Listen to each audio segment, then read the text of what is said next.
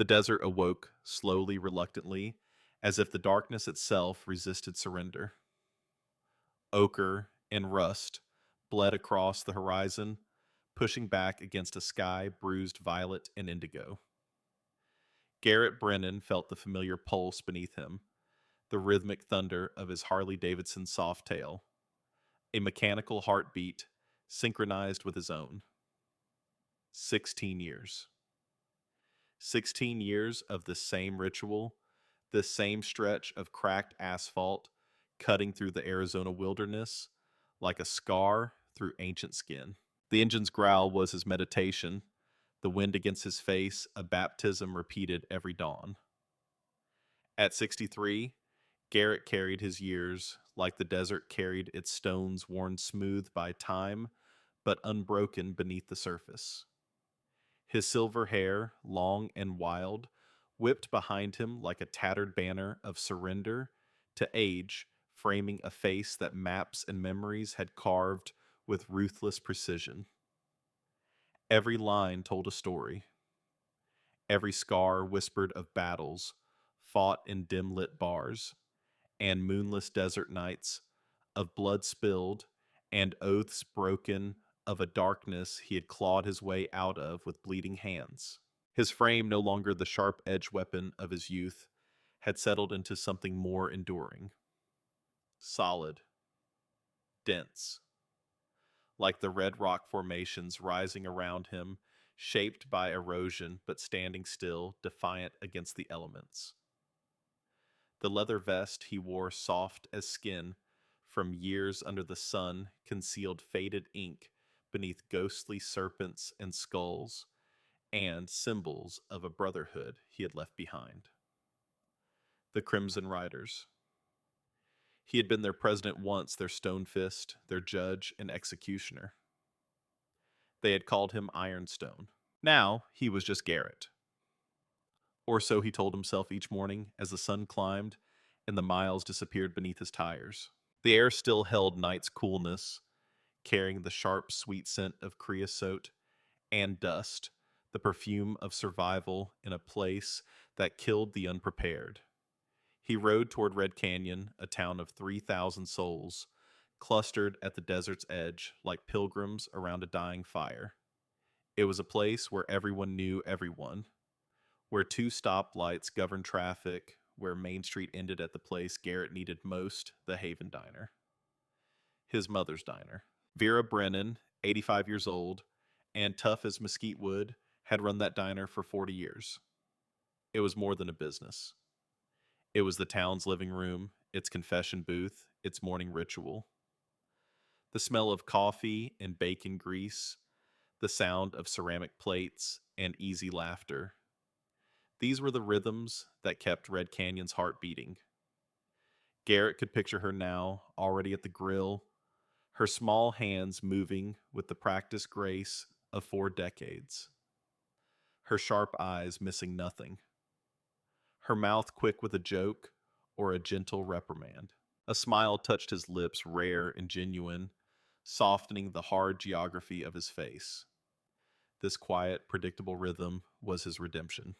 Every sunrise ride, every cup of coffee at the counter, every moment spent in Vera's orbit was proof that a man could change, that the past did not have to be a life sentence. He pulled the Harley into the gravel lot, the engine's rumble announcing his arrival like it always did.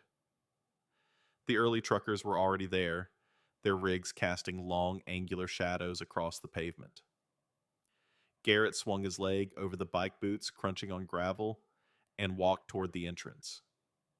The scent of fresh coffee grew stronger, with each step a promise of normalcy, of home. But something was wrong.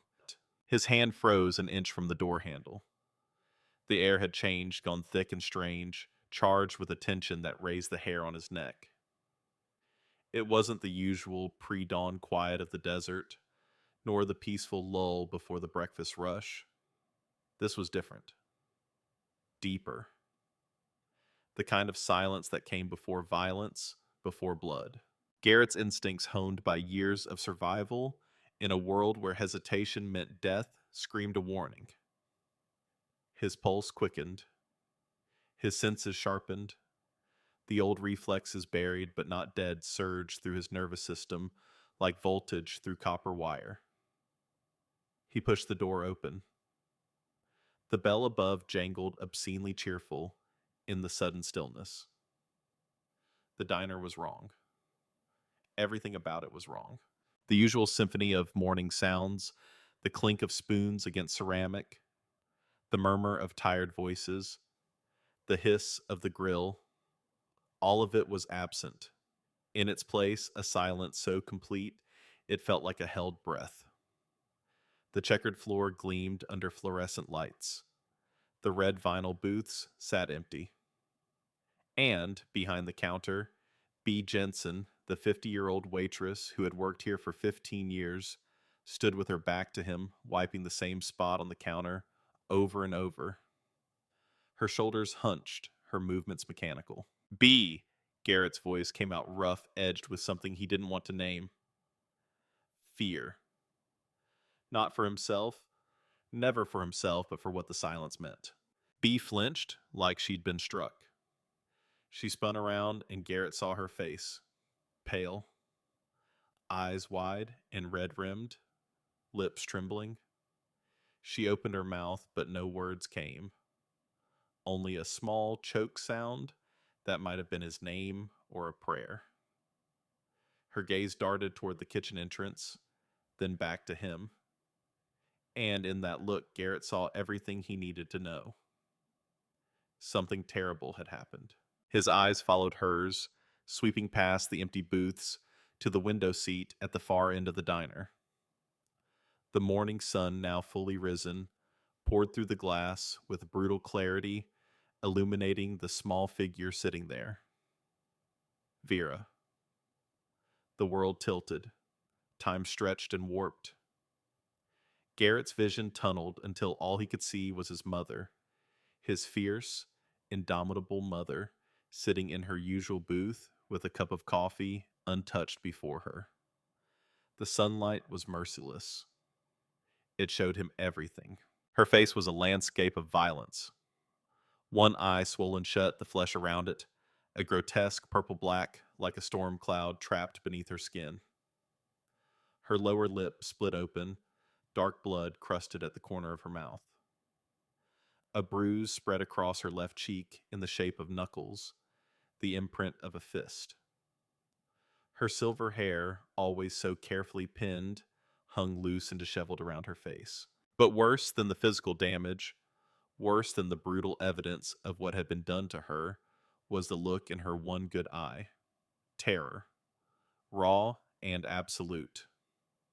A fear so profound it seemed to have hollowed her out from the inside. Garrett had seen his mother face down drought and debt, bury a husband, survive a robbery at gunpoint. He had never, not once in 63 years, seen fear in Vera Brennan's eyes. Until now. The coffee cup slipped from his fingers. It hit the floor and exploded shards of ceramic scattering across the checkered tile like shrapnel. The sound was sharp and final, a gunshot in a cathedral. Mother, the word came out broken, barely a whisper, torn from someplace deep in his chest where the old fury lived, where Ironstone had never really died, only slept. He moved, not walked. Moved. His body carried him across the diner in 3 long strides, boots loud on the tile pulse, hammering in his ears. He dropped to his knees beside her booth, his large, calloused hands reaching out, hovering afraid to touch her. Afraid he would cause more pain. Vera flinched. Just a small tremor, but it went through Garrett like a blade. Mom, his voice cracked. Who did this? She looked at him with her good eye, and he saw it all there. The fear, yes, but also something else. Shame. As if this violence, this desecration, was somehow her fault. As if she had failed by being vulnerable. Garrett. Her voice was barely there, a thread of sound, hoarse and ragged. I'm okay. I slipped in the kitchen. Clumsy old woman. The lie hung in the air between them, fragile and transparent. Garrett's jaw clenched so hard, his teeth ached. His hand still hovering near her face, curled into fists. Don't. The word came out low and dangerous. Don't lie to me, Mom. Not about this. Vera's eye filled with tears that didn't fall. Her chin trembled. They said not to tell you. They said it would be worse. For everyone. Or, who said? Garrett leaned closer, his voice dropping to a whisper that somehow carried more menace than a shout. Who did this to you? She took a shaky breath, wincing at the pain it caused. When she spoke, the words came out halting, each one a small surrender. Apex Holdings, a company from Phoenix. They've been sending letters for 3 months, wanting to buy the diner, wanting to buy the whole downtown block. Her gaze drifted around the diner, touching the worn counter, the faded photographs on the wall, the coffee maker that was older than some of the truckers. They want to build a casino resort. Garrett had heard the rumors. A Phoenix development company buying up properties in Red Canyon one by one. But Vera's diner was the last holdout, the final piece they needed. Most folks in town figured it was just business, the inevitable march of progress, swallowing another small town. They had no idea. The letter stopped being polite after the first month. Vera continued, her voice gaining a fragile strength as the truth spilled out. Then things started happening. A window broken, trash dumped on the doorstep, my truck tires slashed. She paused, swallowing hard. I reported it to Wade. Every time. He said it was probably kids, vandalism, nothing to worry about. Wade Holloway, the sheriff. Garrett's friend for 20 years, the man he'd shared beers with every Friday night, the man whose daughter Garrett had watched grow up. The realization that Wade might be involved, might have dismissed these threats deliberately, sent a fresh wave of cold fury through Garrett's veins. This morning, Vera's voice dropped to barely a whisper. A man came in. Before dawn. Big. Bald head. Scar across his neck like someone tried to cut his throat and failed. She shuddered. He said I had 24 hours to sell. He said there would be accidents if I didn't. Accidents that looked natural. Especially for old women. Her hand reached out, gripping Garrett's wrist with surprising strength. He knew about you, Garrett. He knew about Ironstone. He said your past wouldn't protect me. That you were old news. Washed up. The words landed like body blows. Not because they insulted him. Garrett had been called worse, but because they revealed the calculation behind the violence. Whoever was behind Apex Holdings knew exactly who Garrett Brennan used to be. They knew, and they had beaten his mother anyway. A message. A challenge. Or a test. Garrett's vision narrowed. The diner fell away. The only thing that existed was the cold fury building in his chest, spreading through his veins like ice water. It was a feeling he recognized had spent 16 years trying to bury. The feeling of a switch being flipped, a cage door, opening the beast inside, stretching, and remembering what it was. Garrett! Vera's voice pulled him back. Please, don't go back to that life. That's what they want. They want you to do something stupid so they can what? Garrett's voice was calm now. Deadly calm. The kind of calm that came before storms. Hurt you worse. Kill you, Mom. They already crossed that line. He stood his full height, casting a shadow over her. His hands were steady. His mind, for the first time in hours, was crystal clear. The fog of peace he'd wrapped himself in for 16 years had burned away, leaving only cold calculation. I need you to tell me everything, he said. The man who came, what exactly did he say? What did he look like? Everything, Mom. Don't leave anything out. Vera's resistance crumbled. She told him. The bald man's exact words. The way he'd grabbed her arm, his fingers leaving bruises. The sound of her own voice, small and frightened, pleading. The way he'd smiled when he hit her like he enjoyed it. The warning that accidents happen to old women all the time. Gas leaks, falls, heart attacks. By the time she finished, Garrett's face had changed. The gentle lines around his eyes had hardened. The set of his jaw had shifted. He looked B would tell the sheriff later like a different man entirely. Older and younger at the same time. A man who had seen the abyss and walked back out carrying its teeth. Stay here, Garrett said. Lock the door after I leave. Don't open it for anyone except B or me. Understand? Garrett, what are you going to do? He looked down at his mother, this tiny, fierce woman who had raised him alone after his father died, who had never once turned her back on him even when he deserved it, who had waited 16 years for him to find peace. What I should have done the moment they sent the first threat. He kissed her forehead, gentle as a whisper, then turned and walked out of the diner. The morning sun hit him like a slap. The desert stretched out in every direction, beautiful and indifferent. His Harley waited in the lot, chrome gleaming, but Garrett didn't head for his bike. Not yet. First, he had a visit to make. The Red Canyon. Sheriff's Department was a low, squat building at the edge of town, unremarkable except for the flag and the 2 patrol cars parked out front. Garrett pushed through the door into the air-conditioned interior where the young dispatcher, a kid named Tommy, who couldn't be more than 25, looked up and immediately went pale. Mr. Brennan, Sheriff Holloway is, I know where he is. I know. Garrett walked past the desk without breaking stride, his boots loud on the linoleum. Wade Holloway's office door was open. The sheriff sat behind his desk.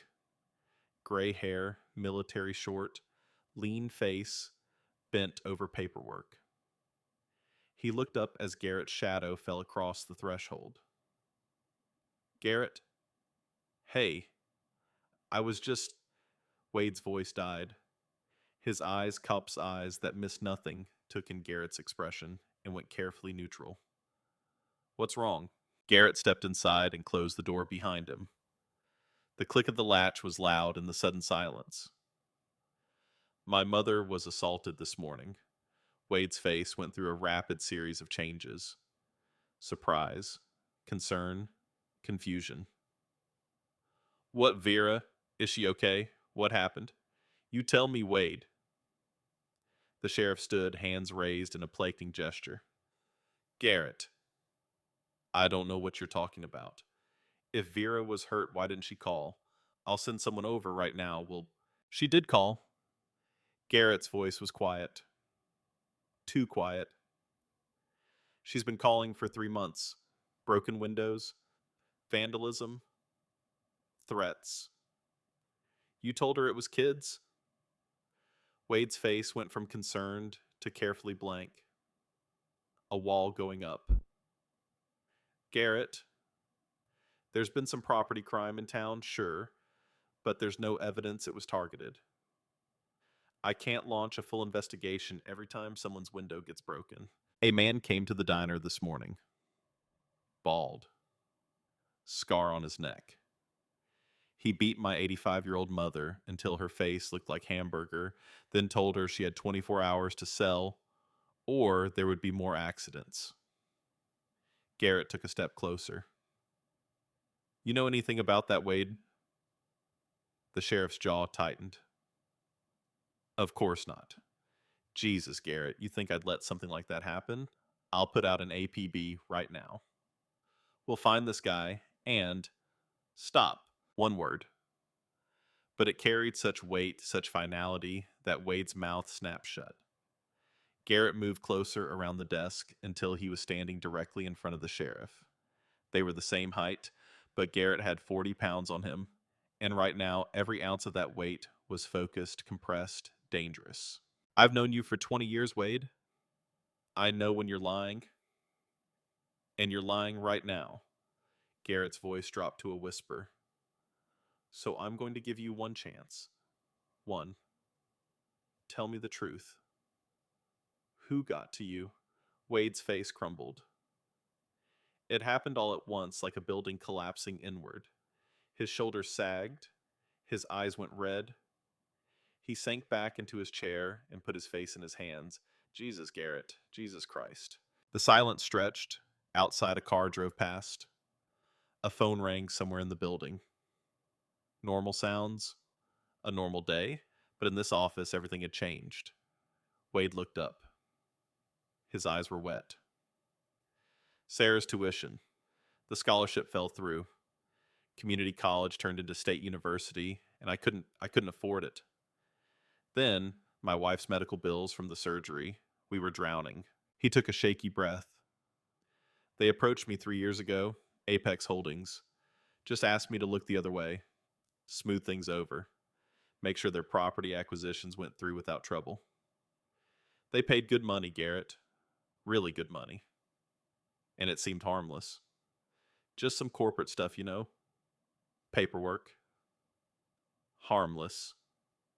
Garrett's voice was flat. My mother's face is broken, Wade. She's terrified in her own diner. That feel harmless to you? I didn't know. Wade's voice cracked.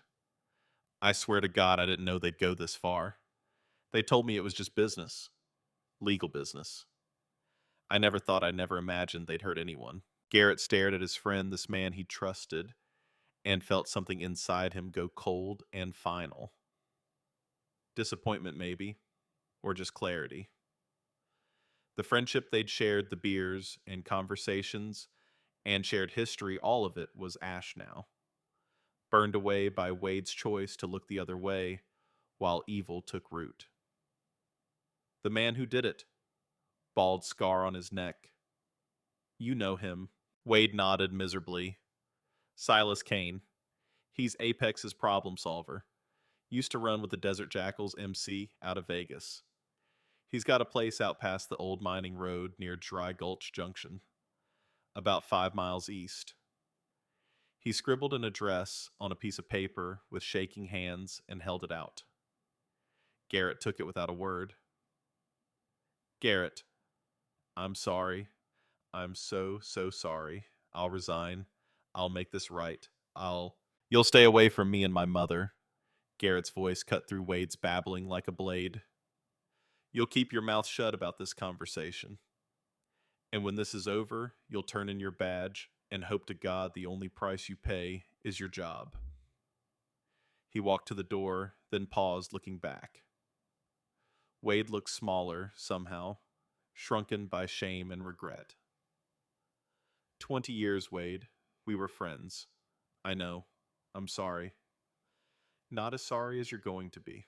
Garrett left the sheriff's office and climbed onto his Harley. The engine roared to life, and he sat there for a moment, letting the vibration ground him, center him. The desert stretched out before him, vast and indifferent. The sun climbed higher, burning away the last cool mercy of morning. He knew what he was about to do, knew what it meant.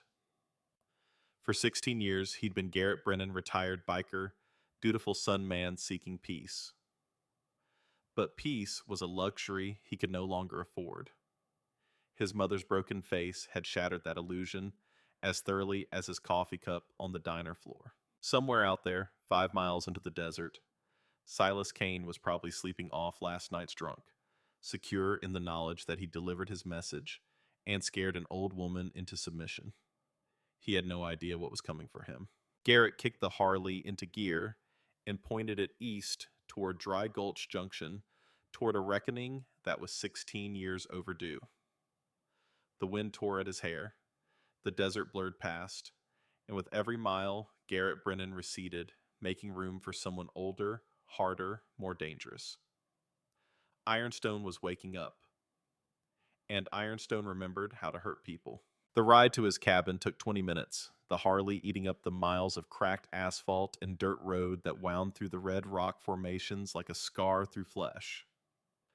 Garrett's cabin sat in the shadow of a towering mesa, a small weathered structure that had been his sanctuary for 16 years. It was simple: one room, a porch, a workshop out back. No neighbors, no noise except the wind and the occasional cry of a hawk.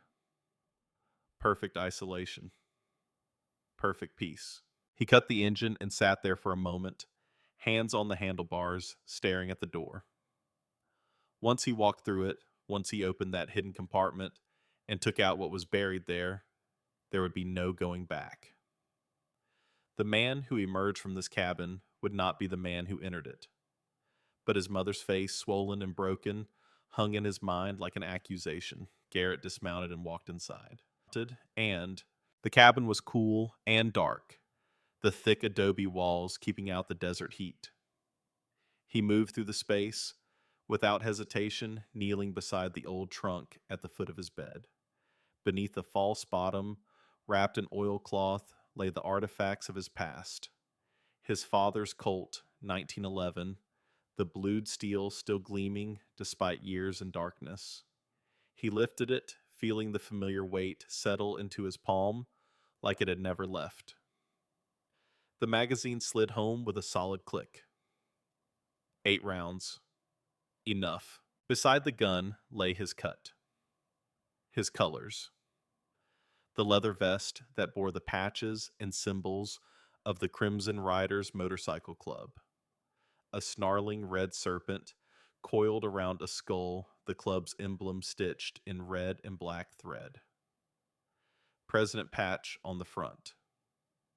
His road name, Ironstone, arcing across the back in letters that had once inspired fear in every outlaw bar from Nevada to New Mexico. He lifted the vest and held it up to the light, filtering through the window. The leather was stiff from years of storage, but it still fit his shoulders perfectly when he shrugged it on. The weight of it, the smell of old leather and road dust, and memory. It brought everything back. The brotherhood, the violence, the absolute certainty of purpose. In the mirror on the wall, a stranger stared back. Not Garrett Brennan, quiet man seeking redemption, but Ironstone, president of the Crimson Riders, a man who had ruled a territory with an iron fist and absolute loyalty, a man whose word was law and whose fury was biblical. He looked older now. The silver hair, the lines in his face, they told the truth about time past. But beneath the age, beneath the 16 years of peace, the predator was still there. Hungry, patient, ready. Garrett holstered the Colt at his hip, the weight of familiar comfort. He walked out of the cabin and climbed back onto his Harley. But this time, when the engine roared to life, it felt different. Not a morning meditation. A war cry. The address Wade had given him led to a rusted trailer sitting alone in an expanse of nothing, surrounded by scrub brush and broken dreams. A battered pickup truck, primer gray and dying, sat beside it. No other vehicles, no signs of life. Garrett parked 50 yards out and approached on foot, his boots silent in the dust. The sun was high now, brutal and unforgiving. Heat shimmered off the metal trailer like a living thing. He didn't knock. His boot hit the door just beside the lock, and the flimsy metal buckled inward with a shriek of tearing aluminum. The door flew open, banging against the interior wall, and Garrett stepped into the dim, cool space beyond. Silas Kane was on his feet in an instant. A massive man in his 40s, bald head, gleaming with sweat, thick neck bisected by a puckered scar that looked like someone had tried to garrote him and failed. He'd been eating a sandwich falling from his hand as he lunged forward with the speed of a man used to violence. But Garrett was faster. He sidestepped Kane's wild haymaker, feeling the wind of the punch pass his ear, and drove his elbow into Kane's solar plexus with surgical precision. The air left Kane's lungs in a whoosh. Before he could recover, Garrett grabbed his wrist, twisted it behind his back, and slammed him face first into the trailer wall. The thin metal boomed like a drum. Kane struggled, cursing, trying to twist free, but Garrett had 40 years of street fighting and bar brawls encoded in his muscle memory. He applied pressure to the wrist, forcing Kane's arm up toward his shoulder blade until something popped and Kane screamed. You broke an old woman's face this morning. Garrett's voice was calm, conversational, as if discussing the weather. My mother's face. He released the wrist and spun Kane around, slamming him against the wall again. Kane's eyes, wild and furious, met his, and Garrett saw the recognition dawn there. Ironstone. Kane's voice was a wheeze. Shit. You're supposed to be retired. I was. Garrett's fist shot out a short, brutal jab that caught Kane in the kidney. The big man folded, gasping. Past tense. He let Kane slide down the wall, then grabbed a fistful of his shirt and hauled him up, pinning him against the wall with his forearm across Kane's throat. Not enough to choke, but enough to make breathing difficult. Enough to focus the mind. Who sent you? Garrett asked. Who runs Apex Holdings? Kane's eyes darted left and right, looking for escape, finding none. Man, you don't understand. This is bigger than you. Bigger than your mother. You should walk away while you still can. Garrett pressed harder. Kane's face started to purple. Name. Now. Damien, Kane gasped. Damien Cross? He's the one. He runs the whole show. The name hit Garrett like a physical blow. His grip loosened fractionally. Kane sucked in air, coughing. Damien Cross. Flynn's son.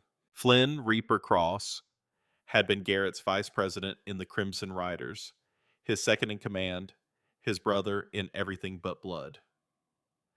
They had ridden together, fought together, bled together for 15 years. When Garrett walked away from the club, Flynn had understood, supported him. They'd stayed friends, still met for beers once a month, still called each other brother. Flynn's boy Damien had been just a kid back then. Smart, ambitious, always talking about going legit, making real money, escaping the outlaw life. Garrett had encouraged it, thought it was good that the next generation wanted better. And now that kid was behind this, behind Apex Holdings, behind the threats and violence in his mother's broken face. The betrayal cut deeper than any knife. Not because Damien had chosen this path, Garrett barely knew the kid, but because it meant confronting Flynn, telling his oldest friend that his son had become the very thing they'd spent their youth fighting against. That conversation would destroy Flynn, would shatter whatever remained of their brotherhood. What's Apex really about? Garrett's voice was ice. The casino. That's not the whole story. Kane hesitated, but another press against his windpipe loosened his tongue. It's a front. The casino, the resort, it's all just paperwork for the real operation. Money laundering. $800 million running through shell companies, offshore accounts, properties bought and sold on paper. He coughed, tasted blood spat. And the women, trafficking, they bring them in from Eastern Europe, Southeast Asia, young girls. Promise them jobs, American dream, all that shit. Then the doors close and they disappear into the network. Brothels, private parties, rich men with fucked up appetites. Garrett's grip went slack. Kane slumped to the floor, wheezing. $800 million. Human trafficking. This wasn't just corporate greed. This was industrial scale evil. The casino was merely the visible tip of an iceberg built on human suffering. And Garrett had stumbled onto it because they'd been stupid enough to threaten his mother. Your mother's diner, Kane continued, his voice gaining strength as air returned to his lungs. It's the last piece. The land titles don't work without it. Some legal bullshit about contiguous properties and zoning. Without that diner, the whole thing falls apart. all the permits, all the approvals, they're contingent on owning that entire block. Damien's got investors, real bad people waiting for this deal to close. If it doesn't, he made a cutting motion across his throat. Garrett stared down at the man who had beaten his mother and felt nothing. No rage, no hatred, just cold calculation. Cain was a tool, a blunt instrument wielded by others. The real enemy was Damien Cross and whoever stood behind him. Where's the proof? He asked. Documents, photos, evidence. Cain's eyes went to a metal lockbox beneath the sagging couch. Garrett retrieved it, used Cain's keys to open it. Inside was a treasure trove. USB drives, printed ledgers, photographs that made his stomach turn, young women with dead eyes and bruised faces, some barely out of their teens. Bank statements showing transfers in the millions. Names, dates, locations. Shipping manifests. Communications between Damien and people whose names Garrett didn't recognize, but whose titles screamed organized crime. Everything needed to bring Damien Cross's empire crashing down. Garrett pocketed several USB drives and took photos of the documents with his phone. Then he looked at Cain, who was watching him with the wary eyes of a man who knew he was looking at death. You're going to turn yourself in, Garrett said quietly. You're going to tell the FBI everything. Testify against Damien and everyone involved. And if you do that, if you cooperate fully, you might see daylight again before you're 80. And if I don't, Garrett's hand moved to the Colt at his hip, not drawing it, just resting there. A reminder. Then I'll make sure you disappear into the desert, and no one will ever find enough of you to fill a shoebox. Cain swallowed hard. The riders won't let you touch me. I'm marked. I'm under Damien's protection. The riders answer to me. Garrett's voice was absolute. They always have. And when they hear what Damien's been doing, when they learn he used the club's name to build an empire on the backs of trafficked women, they'll help me bury him. He left Cain there, whimpering on the floor of his trailer, and walked back out into the punishing sun. The USB drives felt like grenades in his pocket. Evidence. Proof. The means to destroy Damien Cross. But first, he had to make a call he'd been dreading since Cain spoke the name.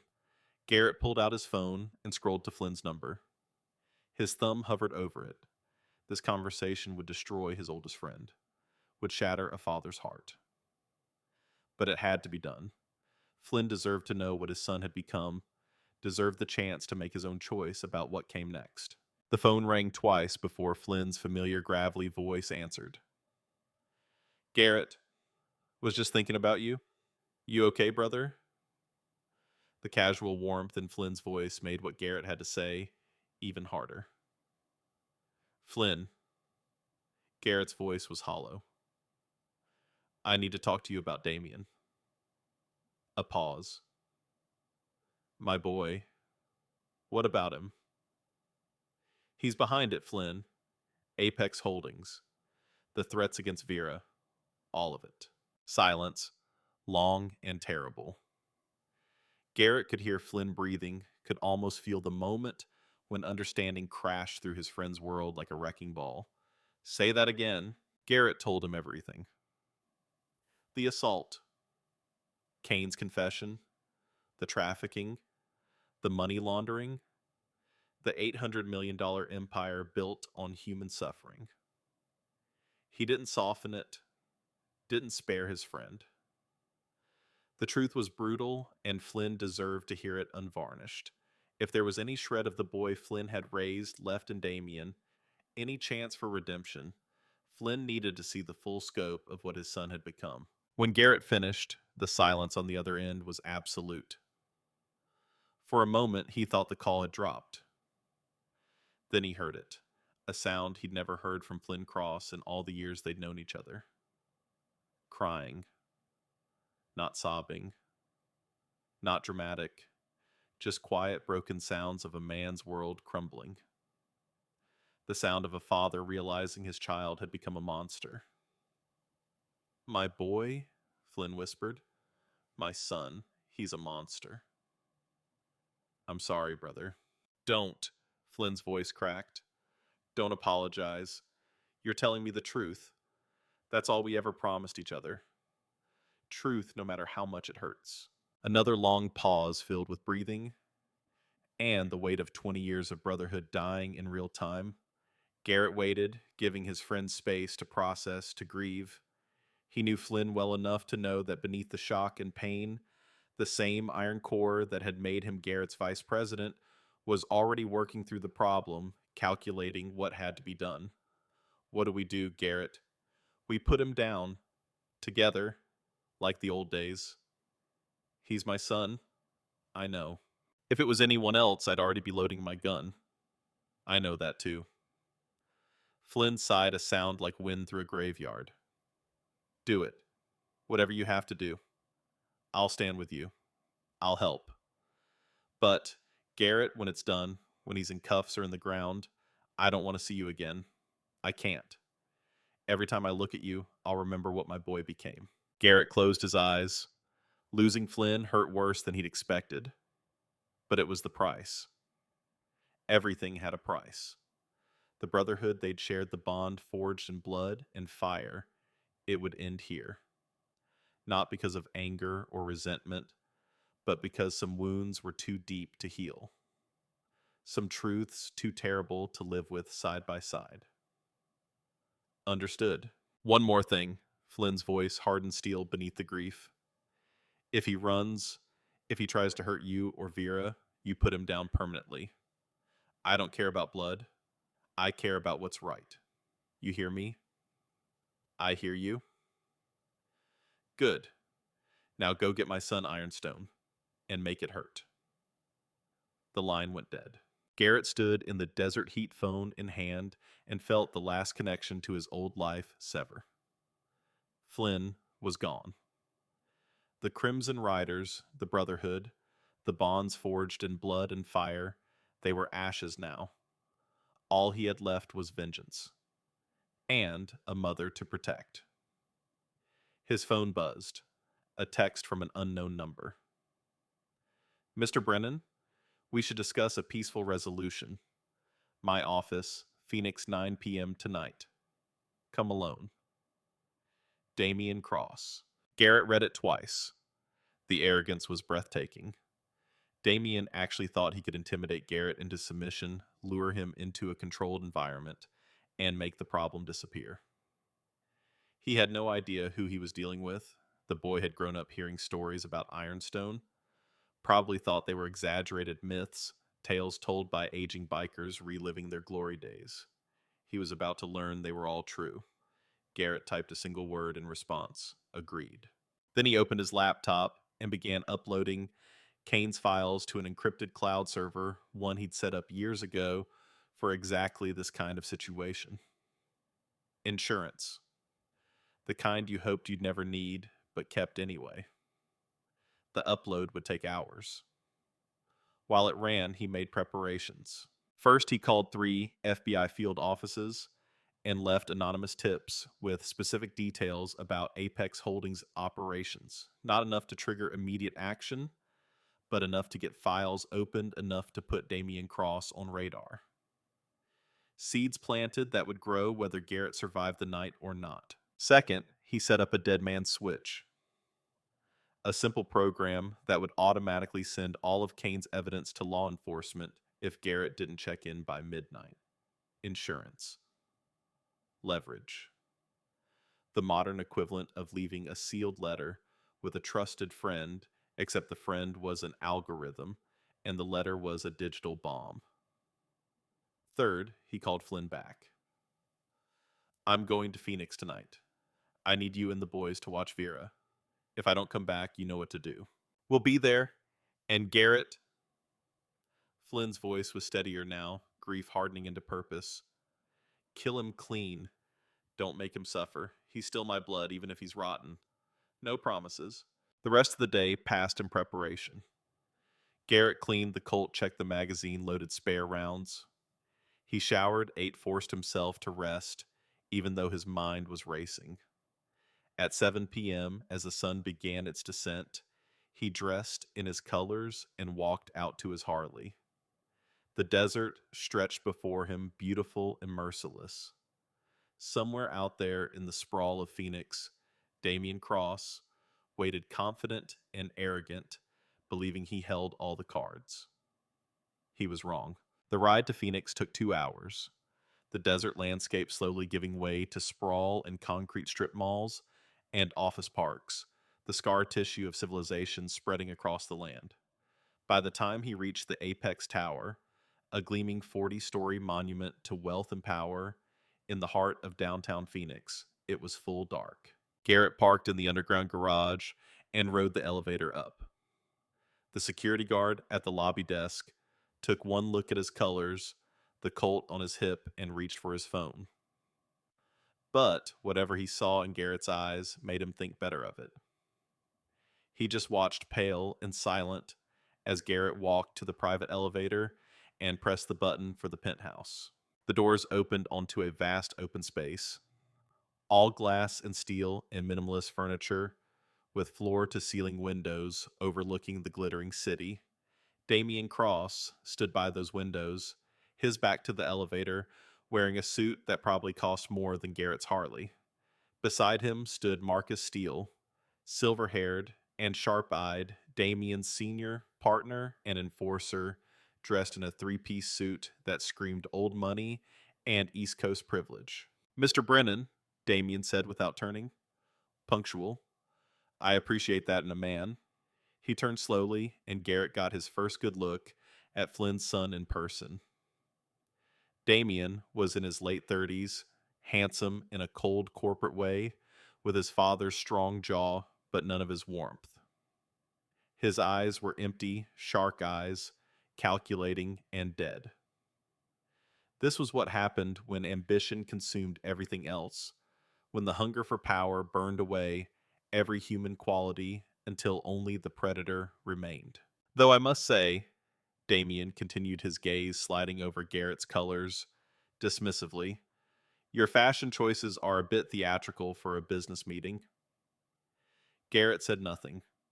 He simply walked further into the room, his boots silent on the polished concrete floor, until he stood 10 feet from Damien. Close enough to see the contempt in the younger man's eyes, close enough to reach him if it came to that. "Let's skip the pleasantries," Garrett said quietly.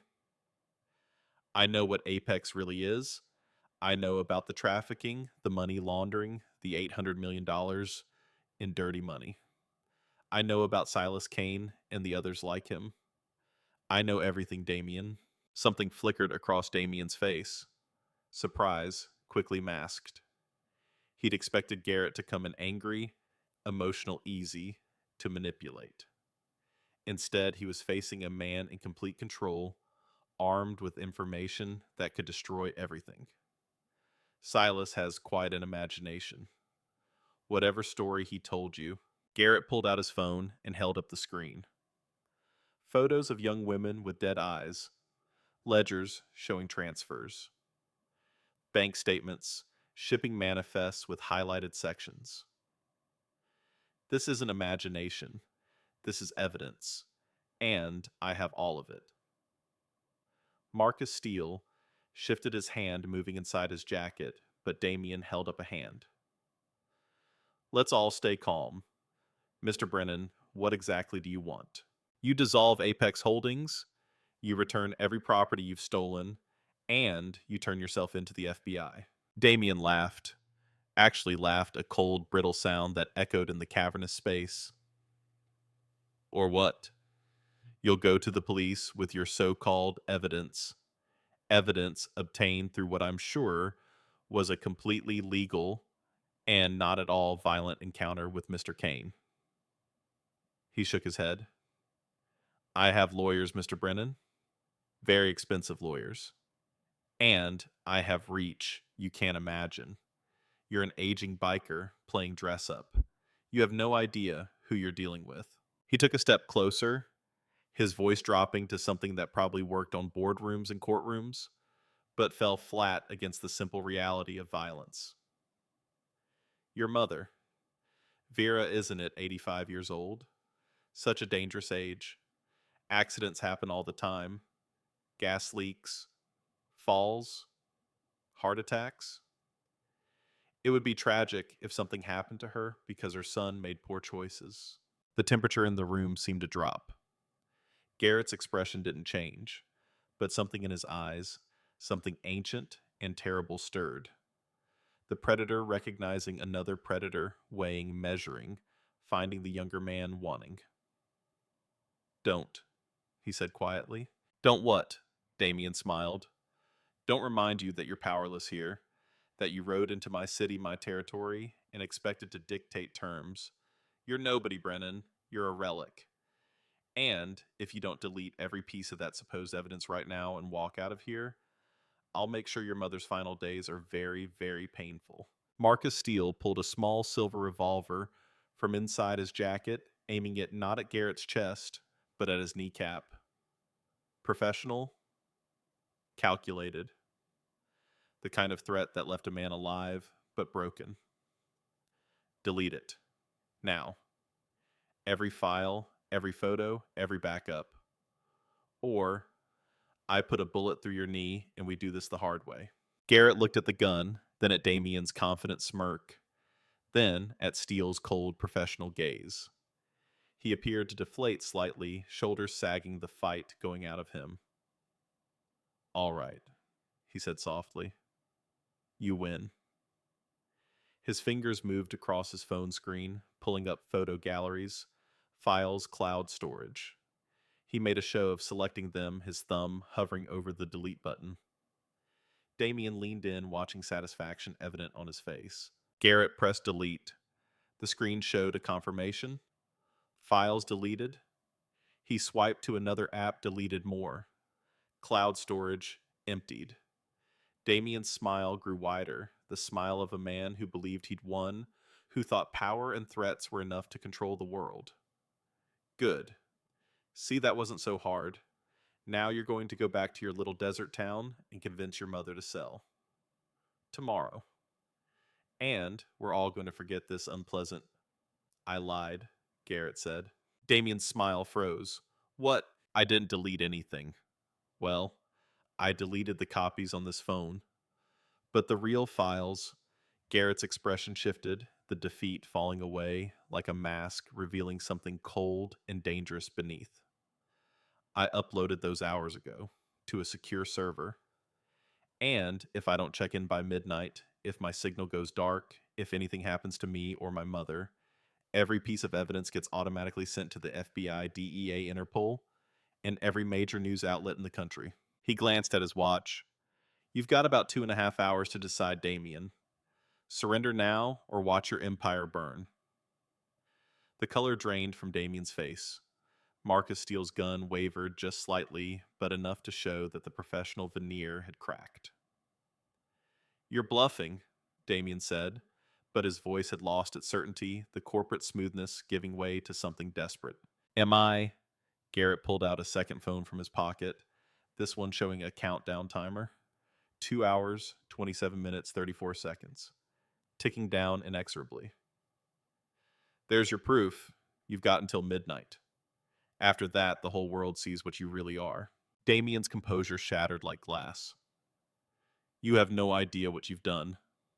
The people I work with, they don't forgive. They don't forget. You think you're in danger now, you've just signed death warrants for everyone you care about. Then you better hope you're in federal custody before they find out, Garrett said calmly. Because if you're not, if this goes public while you're still free, those same people will come for you. And they'll make what I'm threatening look like mercy. The standoff stretched, seconds ticking by on the countdown timer, each one bringing Damien closer to complete destruction. Steele kept the gun trained on Garrett, but his hand was shaking now. The professional killer, recognizing that he'd walked into a trap far more sophisticated than he'd anticipated. We could kill you right now, Damien said desperately. Dump your body, stop the upload, and spend the next 2 hours trying to hack military-grade encryption. Garrett smiled without humor. Good luck. The only way that timer stops is if I enter a 16-digit code that changes every hour. You torture me for it. I give you the wrong code, and you've wasted your time. You kill me, it's over. You lose. He took a step toward Damien, and despite the gun in Steele's hand, despite everything, Damien took a step back. The predator instinct recognizing a greater predator. Your father sends his regards, by the way, Garrett said quietly. Flynn knows everything, and he's the one who told me to make it hurt. For the first time, genuine fear showed in Damien's eyes. My father disowned you. The moment I told him what you'd become, he's standing watch over my mother right now with the Crimson Riders. Your father, your blood has chosen my family over you. That's how far you've fallen. The words hit harder than any fist. Damien's face crumpled not in sadness, but in rage and something deeper. The realization that everything he'd built, all the wealth and power, meant nothing if his father looked at him with disgust. You destroyed my life. You poisoned my father against me. This is all your fault. You self-righteous piece of... The elevator pinged. Everyone froze. The doors opened, and 4 men in FBI windbreakers stepped out, weapons drawn, led by a hard-eyed agent in his 50s who moved with the confidence of someone who'd done this 1,000 times before. Damien Cross, Marcus Steele, you're under arrest for human trafficking, money laundering, racketeering, and about 70 other charges. Put the gun down, sir. Now. Marcus Steele looked at his revolver at Damien, at the FBI agents, and slowly, carefully placed the gun on the floor and raised his hands. The professional in him recognized when the game was over. Damien turned to Garrett with pure hatred in his eyes. You called them. You brought them here. 3 hours ago, Garrett confirmed. I sent them everything before I ever walked through your door. The countdown. That was just to keep you talking. The evidence was already in federal hands. As the agents moved in with handcuffs, Damien's legs gave out. He dropped to his knees, not from force, but from the sheer weight of his world ending. Everything he'd built, every compromise he'd made, every line he'd crossed, all of it was collapsing in real time. My father will never forgive you, he whispered. He already has, Garrett replied. Because I saved him from having to bury his son as a free man. This way you get to live. Locked up, yes. Hated, definitely. But alive. He turned and walked toward the elevator, the FBI agents parting to let him through. Mr. Brennan, the lead agent called after him, we'll need your statement. Tomorrow. I need to get home. My mother's waiting. The elevator doors closed on the scene. Damien on his knees, Steele in cuffs, agents swarming like ants over a carcass. Garrett rode down alone, the adrenaline finally wearing off, leaving him hollow and exhausted. He emerged into the Phoenix night, climbed onto his Harley, and pointed it toward home. Toward Red Canyon. Toward Vera. The ride back was long and dark, the highway empty, his thoughts churning. He'd won. Damien was finished. Apex Holdings would collapse. The evidence would save dozens, maybe hundreds, of women from that hellish pipeline. But the cost. Flynn. His oldest friend. That friendship was done severed cleanly and finally. And the peace he'd fought so hard to earn. Gone. The moment he'd put on his colors, the moment Ironstone had woken up, that fragile, quiet life had shattered. Could he go back? Could he take off the colors again, put away the gun, and return to being just Garrett? He didn't know. The desert welcomed him home as dawn broke. painting the sky in familiar reds and golds. He pulled up to the Haven Diner just as the sun cleared the horizon. Inside, Vera sat at the counter, her face still bruised, but cleaned up a cup of coffee in her hands. Flynn sat beside her, his eyes red rimmed, his face aged a decade in one night. Around them, 5 other Crimson Riders stood watchmen Garrett had ridden with in another lifetime, answering Flynn's call to protect what mattered. Vera looked up as the door opened, and her face battered and swollen as it was lit up with relief and love. "You came back. Always, Mom." Flynn stood, and for a moment the two men just looked at each other across the diner floor, across the wreckage of their friendship. Then Flynn extended his hand. Garrett took it, and they shook a final farewell. The grip was firm, the gesture laden with everything unsaid. 20 years of brotherhood ending in a handshake. "He's in federal custody," Garrett said quietly. "He'll spend the rest of his life in prison, but he'll live." Flynn nodded, unable to speak. He pulled Garrett into a brief, fierce hug, then released him and walked out without another word. The other riders followed, engines roaring to life in the parking lot, fading into the desert morning. And then it was just Garrett and Vera and Bee, who emerged from the kitchen with a plate of pancakes. "On the house," she said with a tremulous smile. Garrett sat beside his mother, and she reached over and took his hand, her small fingers wrapping around his scarred knuckles. "Is it over?" she asked. "It's over." "And are you okay?" Garrett looked down at his colors, at the patches and symbols of a life he tried to leave behind. Slowly, he shrugged out of the vest and laid it on the counter. Not hiding it, not destroying it, just setting it aside. "I will be," he said. "Give me time." Because that was the truth. He'd done what needed doing, protected what mattered, brought down a monster. But the cost was there in the faces he'd never see again. The friendships burned to ashes. The peace shattered. Could he rebuild it? Could he find his way back to quiet mornings and simple rhythms? He didn't know. But as Vera squeezed his hand and Bee set down a plate of golden pancakes, as the familiar smell of coffee and bacon filled the air, and the first customers of the day began to arrive, Garrett thought maybe, just maybe, he could try. Not by bearing Ironstone again, but by accepting that Ironstone was part of him, always would be. The difference was choosing when to let that beast out and when to keep it caged. He'd made his choice, saved his mother, brought justice. Now it was time to see if a man could live with both his past and his future holding them in balance like a knife's edge. Time to find out if redemption was something you earned once or something you had to choose again and again every single day. Garrett picked up his fork and took a bite of pancake. It tasted like home. The morning sun climbed higher, burning away the last traces of night. Red Canyon woke slowly around them, trucks rumbling past on Main Street, the town going about its business unaware of how close it had come to losing one of its oldest landmarks.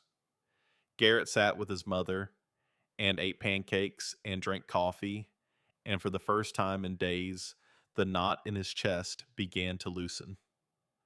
But 3 days later, the phone rang at 3 in the morning. Garrett jerked awake from dreams of blood and burning buildings, grabbed his phone, and saw a number he didn't recognize. A sense of dread settled over him even before he answered. "Mr. Brennan," the voice was professional, clipped, female. "This is Special Agent Claire Donovan, FBI. We need to talk." Garrett sat up, fully awake now. "About Damian Cross, Marcus Steele, and some inconsistencies in your statement." He'd given his official statement 2 days ago, spending 6 hours in a windowless room going over every detail. He'd told the truth mostly, left out the parts where he'd assaulted Silas Kane, made unrecorded threats operated outside any legal framework. The agents had seemed satisfied. Apparently, they'd found something. What kind of inconsistencies? The kind we should discuss in person. There's a field office in Flagstaff. Can you be there this afternoon? Say 2 o'clock. It wasn't really a question. Garrett looked at his watch. Flagstaff was 2 hours north. I'll be there. Good. Ask for me at the front desk. She paused. And Mr. Brennan, come alone. The line went dead. Garrett sat in the darkness of his cabin, mind racing. The FBI had Damien.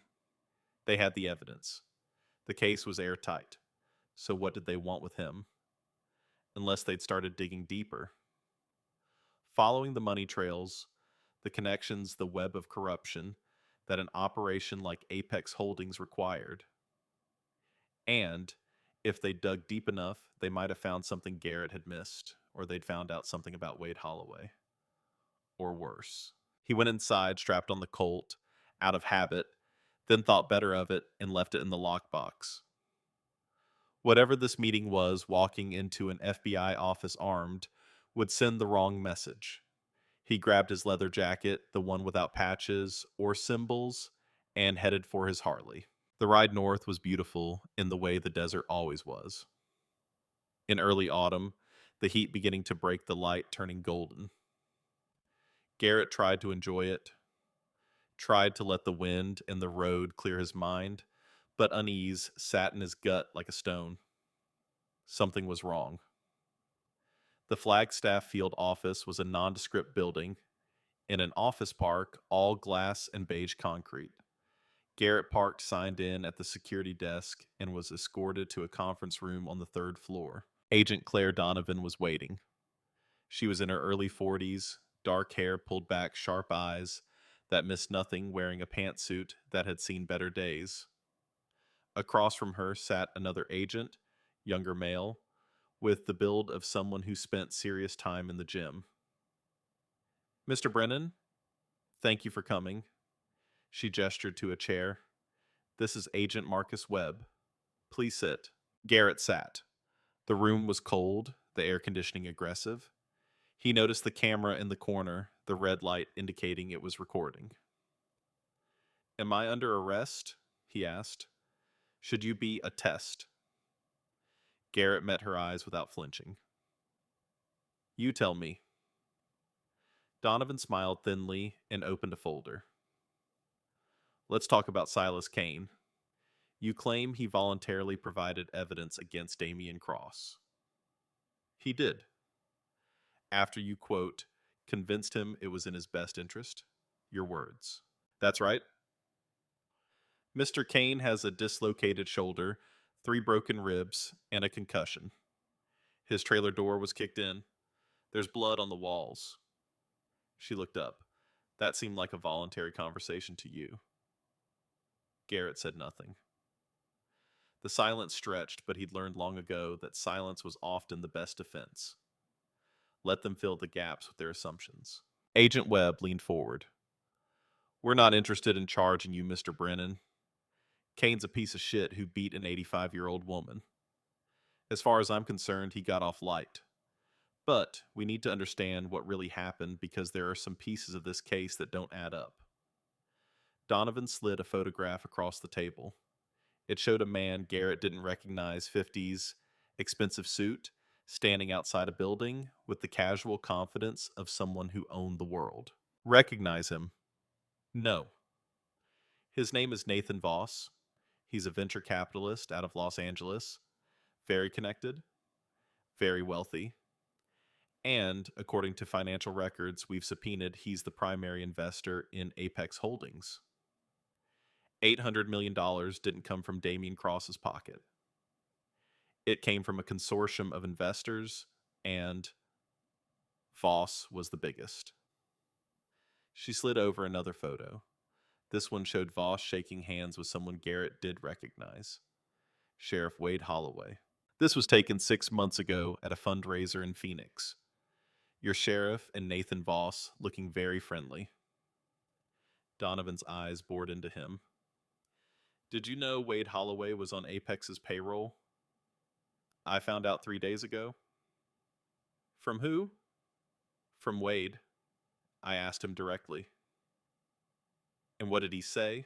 Garrett chose his words carefully. He said Apex had been paying him for 3 years to look the other way, to smooth over complaints, make sure their property acquisitions went through without problems. Did he say why he took the money? His daughter's tuition? Medical bills? He was drowning in debt. Donovan nodded, making notes. Wade Holloway resigned 2 days ago. He's cooperating with our investigation. But here's the thing, Mr. Brennan. Voss disappeared the day after Damien was arrested. Private jet left the country 12 hours after the arrest went public. We tracked it to the Cayman Islands, then the trail went cold. She pulled out more photographs, spreading them like cards. Each showed a different man or woman, all expensively dressed, all unfamiliar to Garrett. These are the other investors. Every single one of them has vanished in the last 72 hours. Accounts closed, properties sold. It's like they evaporated. She looked at Garrett. Someone warned them. Someone with inside knowledge tipped them off that Damien was going down, and they scattered. You think it was me? Did you tell anyone about the raid before it happened? Garrett thought back. He'd called Flynn, told him everything. But Flynn wouldn't have warned them. Flynn wanted Damien stopped, wanted the entire operation destroyed. The man had given his blessing to take down his own son. He wouldn't have sabotaged that. Would he? I told Flynn Cross, Damien's father. But Flynn wanted Damien stopped. He gave me permission to do whatever it took. We'd like to talk to Flynn, Webb said. Where can we find him? Red Canyon. He's been staying at my mother's diner, helping keep watch. Donovan made another note. We'll send someone, but I'm going to be frank with you, Mr. Brennan. This case just got a lot more complicated. Damien Cross isn't the top of the pyramid. He's middle management. The real players, the people actually running this trafficking operation, they're still out there. And now they're in the wind. The weight of it settled on Garrett like a physical thing. He'd thought he'd won. Thought bringing down Damien would end it. But he'd only cut off one head of the Hydra. The body was still alive, still moving, still destroying lives. What do you need from me? He asked. Everything you know, every detail, no matter how small. We're building a case against the entire network, but we need more than financial records. We need witness testimony. We need someone who can connect the dots. She leaned forward. Did Silas Kane mention any other names? Any other locations? Garrett tried to remember. The trailer. Kane bleeding on the floor, singing to save his skin. He mentioned the ports. Said they bring the women in through shipping containers. Legitimate cargo companies, but with people hidden inside. He didn't give specifics. Did he say which ports? No, just that it was West Coast, probably Long Beach or Oakland. Webb typed rapidly on the laptop. That matches some intercepts we've had. There's been suspicious activity at Long Beach for months, but we haven't been able to nail down the specific operation. Donovan pulled out a voice recorder. I'm going to need you to tell me everything again. Every conversation with Kane, with Wade, with Damien. Every detail you can remember. And then we're going to ask you to do something that you're not going to like. Garrett's jaw tightened. What? Testify in open court against everyone we can catch. You're going to have to tell your story in front of a jury under oath, knowing that defense attorneys are going to tear into you about your methods, about assaulting Kane, about threatening Damien, about everything you did outside the law. And if I refuse, then a lot of very bad people stay in business. A lot of women keep disappearing. And Damien Cross might walk on a technicality because the evidence chain is compromised. She held his gaze. I know you're not a Boy Scout, Mr. Brennan. Your jacket from 20 years ago makes that clear. But you came to us. You handed us this case. So finish the job. Garrett sat back, the full scope of what he'd started finally hitting him. He'd wanted to protect his mother, destroy the people who hurt her. He'd gotten that. But in doing so, he'd kicked over a hornet's nest of international crime, and now the FBI wanted him to stand in the spotlight and take the hits. When do you need my answer? Today would be good. We're moving fast on this. Every hour those investors stay free is another hour they can hide. Assets, destroy evidence, disappear witnesses. Garrett thought about Vera, her face still healing from Silas Kane's fists.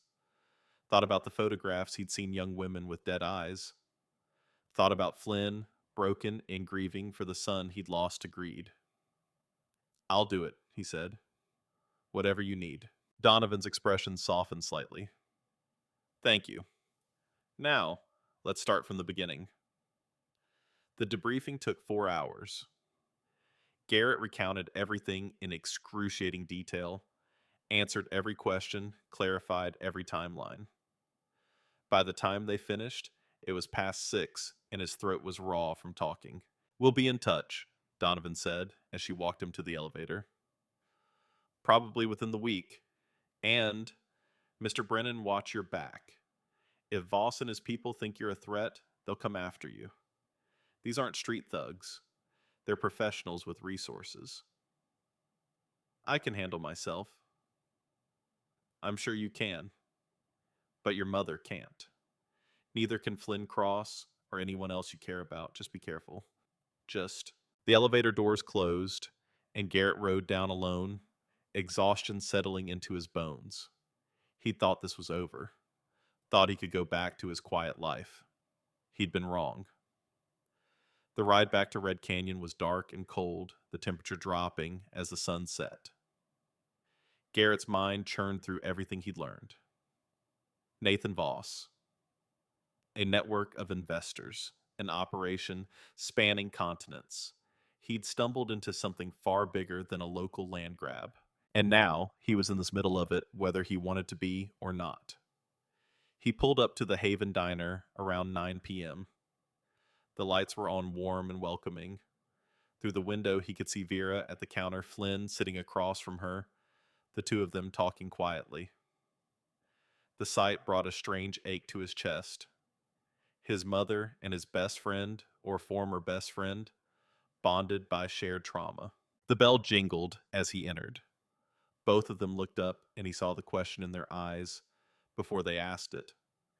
FBI wanted a debrief, he said, sliding onto a stool. About Damien, about the case. It's bigger than we thought. Flynn's expression darkened. How much bigger? Garrett told them. About Voss, about the investors, about the network still operating? Flynn listened in silence, his face growing grayer with each revelation. So Damien was just a cog, he said when Garrett finished. A middleman? Yeah. And the real monsters got away. For now, Flynn stood abruptly, his stool scraping against the tile. I need air. He walked out into the parking lot, and Garrett watched him through the window, standing beside his bike, head bowed. Vera reached over and squeezed Garrett's hand. He's taking it hard, she said softly, knowing his son was part of something like this. I know. Are you okay? Garrett looked at his mother, her bruises fading to yellow and green, her eyes still slightly swollen. She'd been beaten, terrorized, nearly lost everything. And she was asking if he was okay. I'm tired, Mom. I'm so damn tired. Then rest. Let the FBI handle it from here. I can't. They need me to testify. And if I don't, Damien might walk.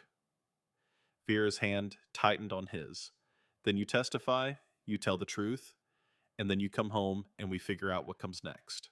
The door opened, and Flynn came back in, his eyes red, but his jaw set. I want in, he said without preamble. Whatever you're doing with the FBI, whatever comes next, I want to help. Flynn, my son did this, my blood. That makes it my responsibility to help fix it. He looked at Garrett with raw determination. I can't bring those women back. Can't undo what Damien did, but I can help catch the people who used him. I can do that much. Garrett studied his old friend and saw the truth there. Flynn needed this. Needed to feel like he was fighting back against the evil his son had served. Needed to believe that some part of him was still worth something. All right, I'll talk to Agent Donovan. See if they can use you. Flynn nodded. Thank you. They sat in silence for a moment, the three of them bound by trauma and blood and the weight of choices made. Then Vera stood, moving toward the kitchen. I'm making pancakes. You two look like you need comfort food. As she disappeared through the swinging door, Flynn looked at Garrett. I meant what I said that night, about not being able to see you after this is done. But until it's done, until we've nailed every last one of these bastards, I'm with you. Like the old days.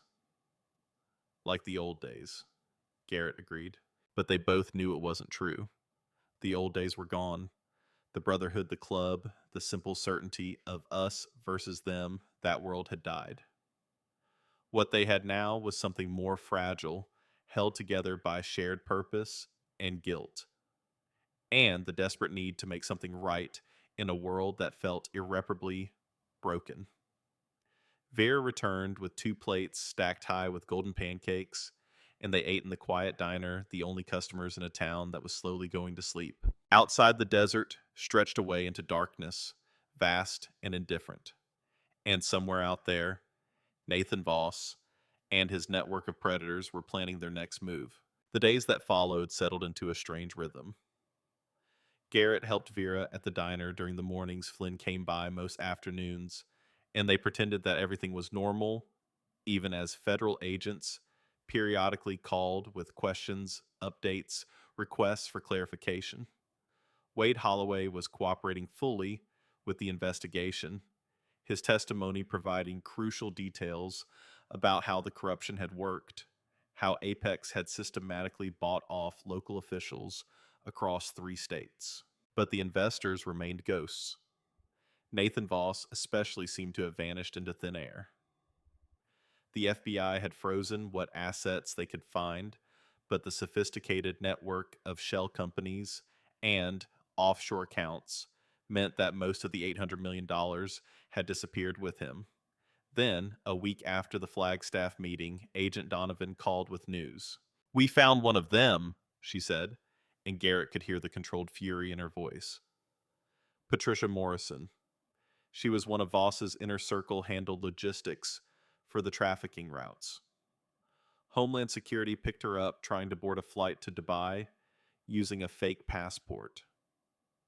And she's talking, gave us names, locations, account numbers, the whole network.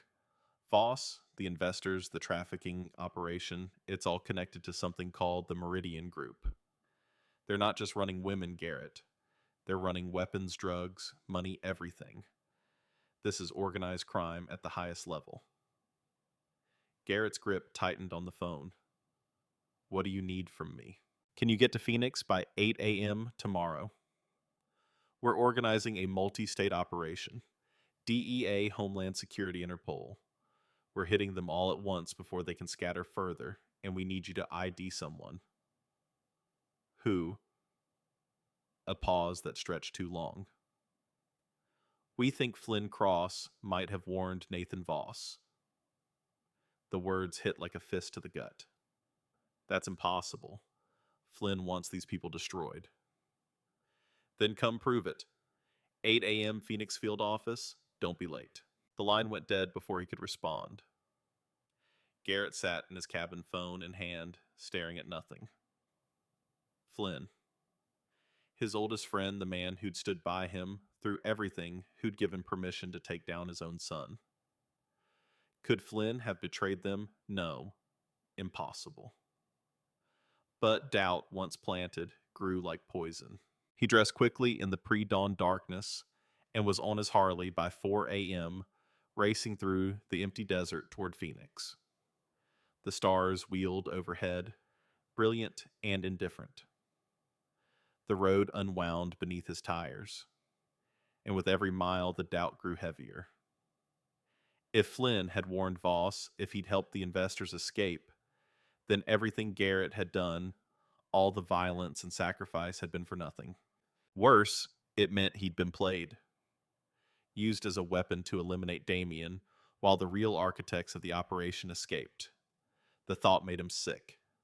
The Phoenix field office was buzzing with activity when Garrett arrived at 7:45.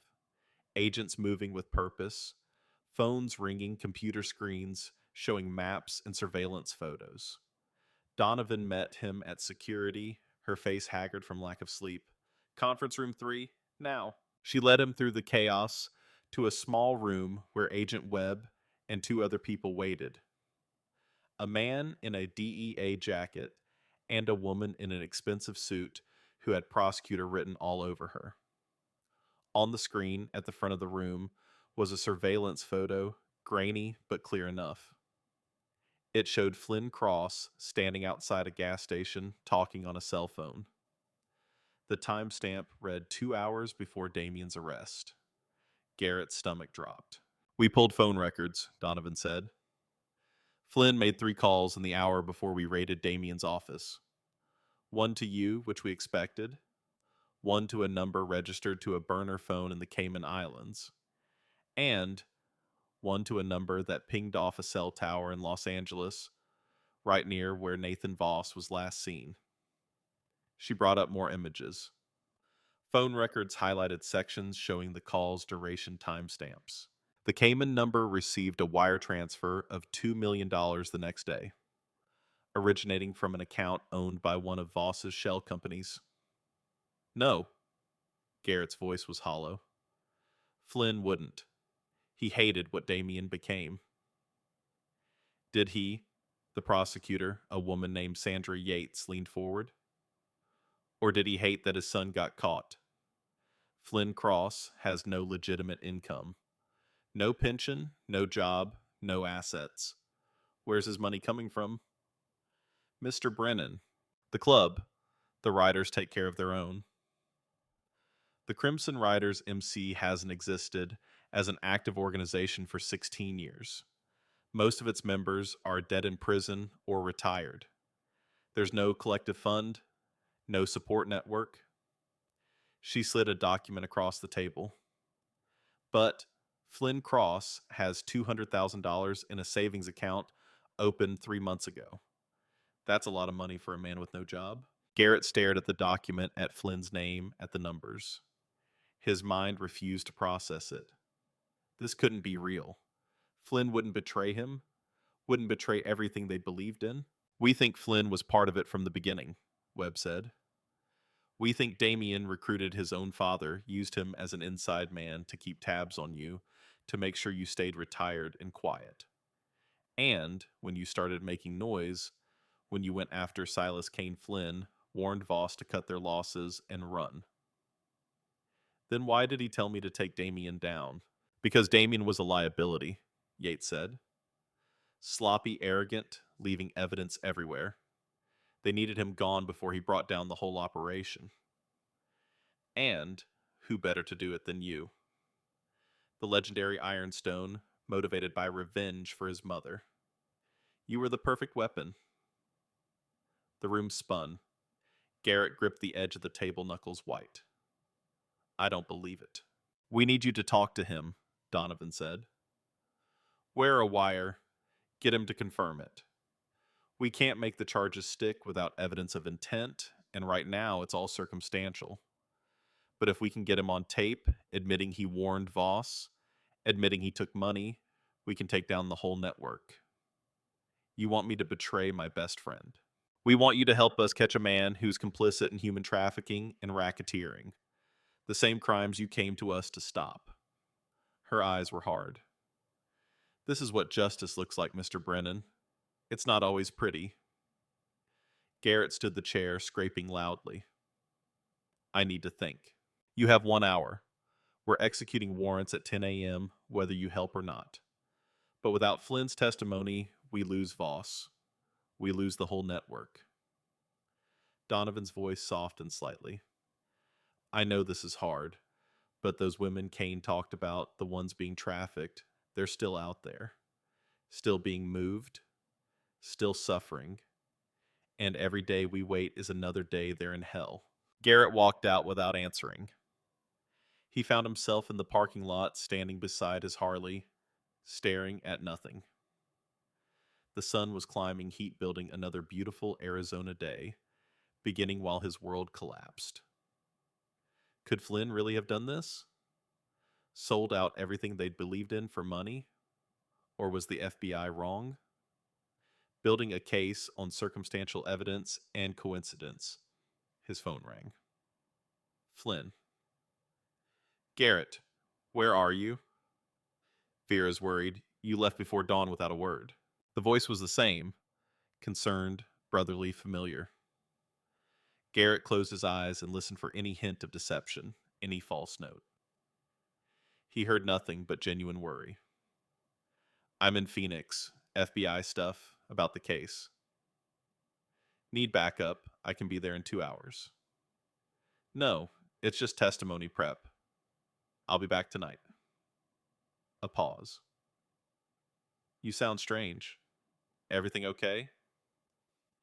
Yeah, just tired. All right. Well, ride safe, brother. Brother. The word was a knife twisting in his gut. Garrett hung up and stood there, phone in hand, torn between loyalty and justice, between the past and the future, between the man he'd been and the man he was trying to become. Agent Donovan appeared beside him, holding a small electronic device. A wire. Decision time, she said quietly. Garrett looked at it, then at her, then at the city spreading out around them, millions of people, living their lives unaware of the darkness lurking beneath. He thought about the photos of those women, the dead eyes, the bruises, the fear. He thought about Vera's face, beaten and swollen. He thought about Damien in a federal cell, probably already planning his appeals, his escape, his return. And he thought about Flynn, the brother he'd chosen, the friend who'd stood by him through hell. If Flynn was innocent, this wire would prove it. If he was guilty, then the man Garrett had called brother for 20 years was a stranger wearing a familiar face. Garrett took the device. Tell me what to do. 2 hours later, Garrett sat across from Flynn in a booth at a truck stop diner halfway between Phoenix and Red Canyon. The wire was taped to his chest, a tiny microphone, hidden beneath his shirt, transmitting to the FBI surveillance van parked 200 yards away. Flynn looked tired, older than his years, stirring a cup of coffee he hadn't touched. You sounded bad on the phone. I figured we should talk face to face. Yeah. Garrett's mouth was dry. There's something I need to ask you. Shoot. The FBI thinks you warned Nathan Voss. Think you were part of the operation from the beginning. Flynn's spoon stopped mid-stir. His eyes came up meeting Garrett's, and for a moment, there was nothing there but shock. Pure, unfiltered shock. Then, slowly, his expression changed. The shock faded, replaced by something harder to read. Resignation, maybe? Or relief. The bottom dropped out of Garrett's world. How much do they know? The words were a punch to the gut. Garrett had been hoping, praying that Flynn would laugh it off, call it crazy, prove the FBI wrong. But he hadn't. They know about the phone calls, the money in your account, the timing. Garrett's voice was barely above a whisper. Tell me it's not true, Flynn. Tell me they're wrong. Flynn looked down at his coffee, his weathered hands gripping the cup, like it was the only solid thing in a world coming apart. I can't.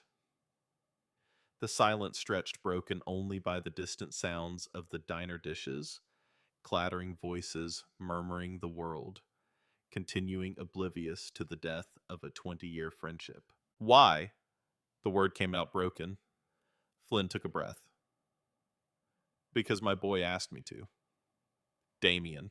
3 years ago, he came to me, said he had an opportunity, a way to make real money, leave the outlaw life behind for good.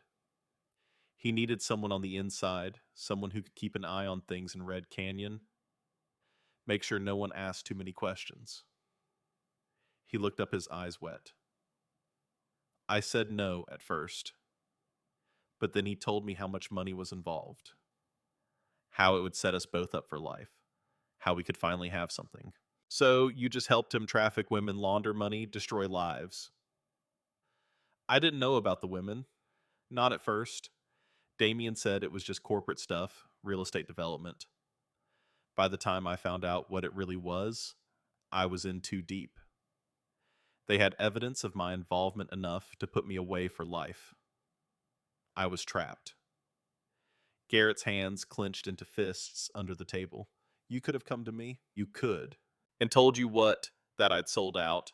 That I'd become exactly the kind of scum we used to fight. Flynn's voice cracked. I was ashamed, Garrett. I couldn't face you. Couldn't face what I'd become. So when I started going after Damien, when I came to you with what happened to Vera, I panicked. Called Voss, told him you were a threat. They wanted me to kill you. Make it look like an accident, but I couldn't. You're my brother, Garrett. I couldn't do that. He wiped his eyes. So I convinced them to let Damien handle it. Said you'd back off if Damien could neutralize you politically. When that didn't work, when you kept pushing, I knew it was over. You told me to take Damien down, gave me permission to destroy your own son, because I knew if you didn't, Voss would have you both killed. At least this way, Damien goes to prison instead of a grave. At least you get to live.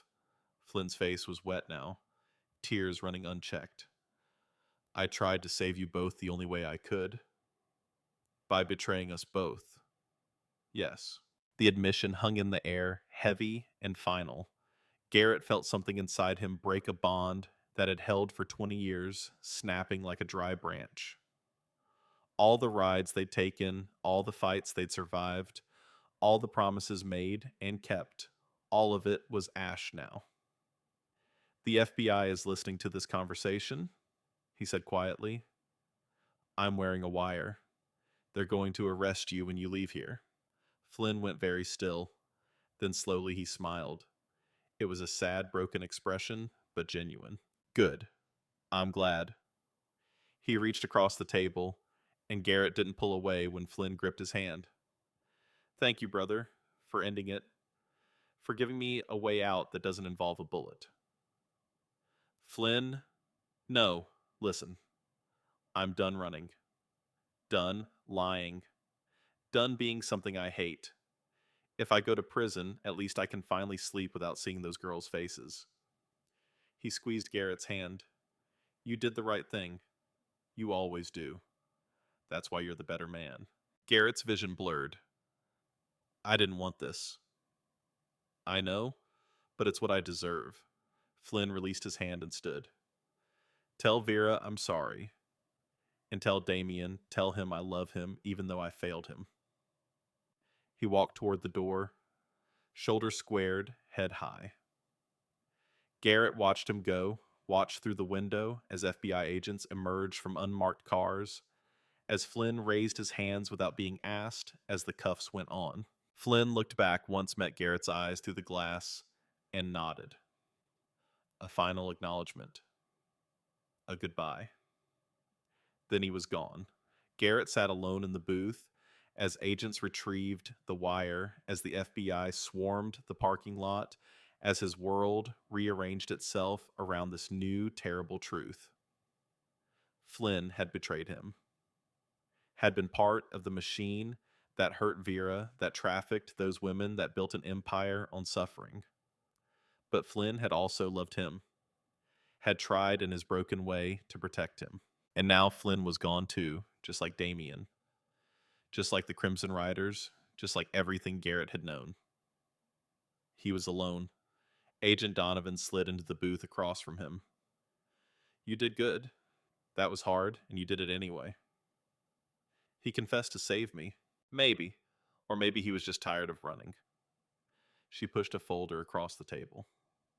Flynn's testimony, combined with what we got from Patricia Morrison, gives us everything we need. We can roll up the entire network. Voss, the investors, the trafficking routes, all of it. How long will Flynn get? 20 years minimum? Probably more. She paused. I'm sorry. I know he was your friend. Garrett stood, leaving the folder untouched. I need to go home. We'll need you to testify at the trials. Could be months from now, but I'll be there. He walked out into the parking lot, where his Harley waited in the harsh midday sun. The FBI was loading Flynn into an unmarked car. Flynn's eyes found him one last time, and Garrett saw everything there. Regret, love, shame, relief. Garrett nodded. A farewell, an acknowledgement. A final goodbye to the man who'd been his brother in all but blood. Then he climbed on his bike and rode away, leaving Phoenix and the FBI and Flynn behind. The desert welcomed him back, vast and indifferent. The miles disappeared beneath his tires. His mind was empty, scraped clean by betrayal and loss. By the time he pulled up to the Haven Diner, the sun was setting, painting the sky in violent reds and purples. Vera was on the porch, watching for him like she'd known he would come. He dismounted and walked to her, and she held out her arms.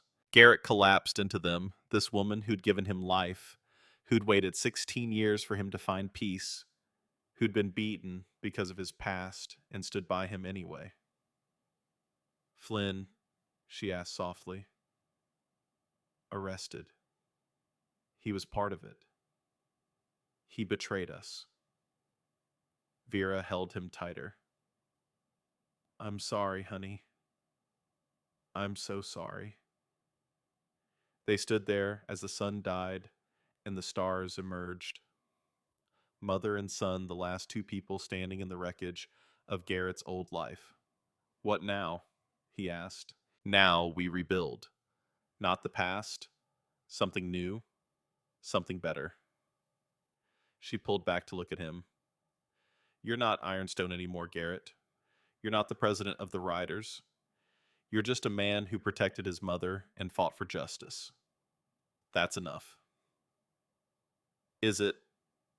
It has to be. Later, after Vera had gone to bed, Garrett sat on his porch, watching the desert night. His phone buzzed, a text from Agent Donovan. Raids went down at 6 p.m., 12 arrests across 4 states, 3 trafficking safe houses shut down, 17 women recovered. You did this, Garrett. Those women are free because of you. He read it twice, then set the phone down. 17 women. Free. Damien in federal custody. Flynn arrested. The network collapsing. And all it had cost was everything he'd known, everyone he'd trusted, the last remnants of his old life. Garrett looked at his hands scarred and calloused from 63 years of living hard. They'd built things and broken things, held friends and struck enemies, carried him through darkness and brought him stumbling toward light. Were they clean now? Could they ever be? He didn't know, but tomorrow the sun would rise, the desert would wake, Vera would make pancakes, and Garrett would choose once again to be something other than what he'd been. Not Ironstone, not the president, not the monster. Just Garrett. A man trying to live with what he'd done and who he'd lost. It would have to be enough. Inside his mother's diner waited warm and welcoming smelling of coffee and possibility. Garrett stood, walked to the door, and stepped inside. Behind him, the desert stretched away into darkness, infinite and forgiving. Tomorrow would come, whether he was ready or not, and he would be there to meet it. The weeks that followed were harder than Garrett expected. The arrests made national news. Apex Holdings, Damian Cross, the trafficking ring. Nathan Voss's manhunt, all of it splashed across television screens and newspaper headlines. Red Canyon, usually ignored by the world, suddenly had news vans parked on Main Street, reporters asking questions, federal agents conducting interviews. Garrett avoided them all. He helped Vera at the diner, kept his head down, waited for the storm to pass. But the damage was done. Everyone in town knew what had happened, knew that Garrett Brennan, quiet man, who'd lived among them for 16 years, was actually Ironstone legendary outlaw, and that he'd single-handedly brought down a criminal empire. Some people looked at him with new respect, others with fear, a few with disgust. The anonymity he'd worked so hard to build was gone, burned away by the harsh light of publicity. But, slowly, gradually, the news crews left. The headlines moved on to other scandals. Red Canyon returned to its quiet rhythms, and Garrett learned to live with the weight of what he'd done. The trial came 6 months later. Federal court in Phoenix. Garrett testified for 3 days, recounting every detail, facing down defense attorneys who tried to paint him as a vigilante, a criminal, a man who'd taken the law into his own hands. He didn't deny it, just told the truth. Damian Cross was convicted on 73 counts, sentenced to life without parole. Marcus Steele got 40 years. Silas Kane, in exchange for his testimony, got 15. Wade Holloway lost his badge, served 2 years for corruption, came out broken.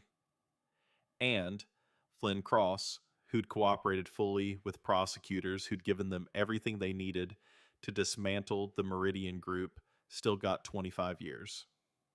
He'd be 85 when he got out, if he lived that long.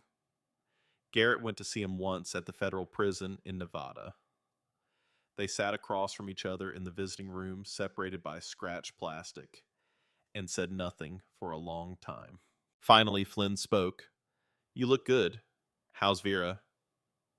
"Good. Strong. The diner's doing well." "Good." More silence. "I'm sorry," Flynn said. "For what it's worth, I'm sorry for all of it." Garrett nodded. "I know." "Do you hate me?" "No, I don't hate you, Flynn. I just don't know you anymore." Flynn's eyes were wet. "Yeah, I guess you never did." Garrett stood to leave, and Flynn raised a hand to the glass. Garrett looked at it, then placed his own hand against the plastic matching Flynn's. "Goodbye, brother." "Goodbye, Ironstone."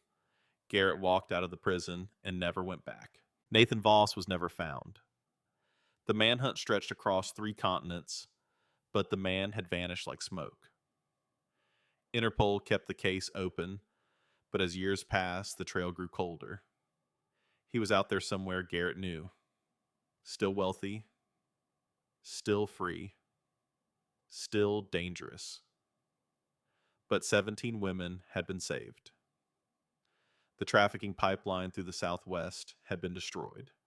The Meridian Group had been crippled, maybe permanently.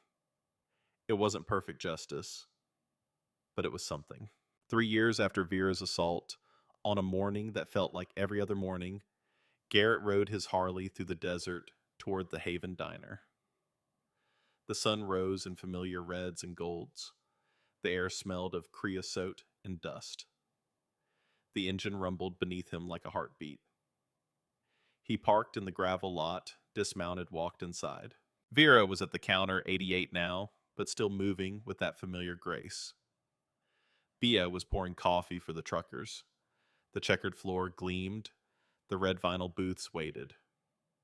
Home.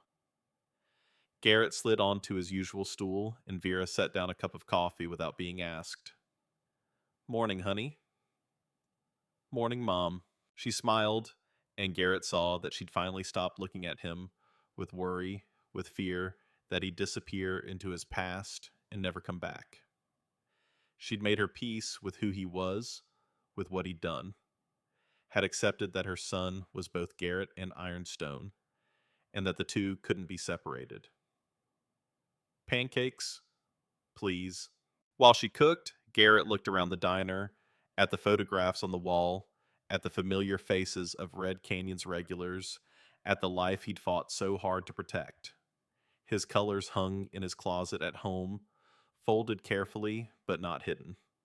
The Colt 1911 sat in its lockbox, cleaned and maintained, but rarely carried. The past was still there, still part of him, but it no longer defined him.